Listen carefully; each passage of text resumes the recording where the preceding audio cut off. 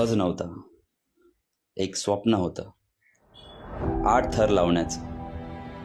पण त्या स्वप्नाला हकीकत बनवण्यासाठी लागतं ते जिद्द, सहनशीलता आणि सगळ्यात महत्त्वाचं एकत्रपणा. वर्षानुवर्ष आम्ही प्रयत्न करत आलो. कधी 4था थर कोसळला, कधी 6वा थर कोसळला आणि कधी तर शेवटच्या क्षणी सगळं स्वप्न नजरेसमोर कोसळलं. लोक हसले, थट्टा केली, यांचं काय नाही होणार रे. साप पुन्हा पडले.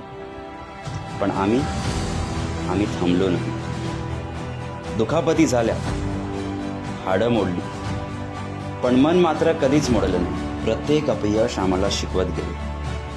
पडायचं पण परत उभं राहायचं. आणि आम्ही उभे राहिलो. एकदा नाही तर अनेकदा. आणि शेवटी 2024, तो ऐतिहासिक दिवस. एक नव्हे 2 वेळा आम्ही यशस्वीरित्याने 8 थर लावले.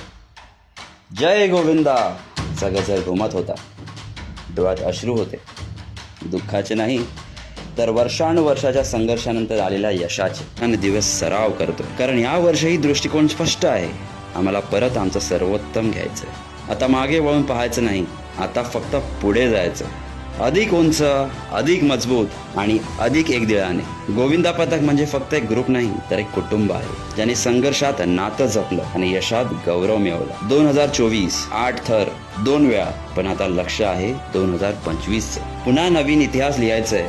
जय गोविंदा, जय गोपाळ.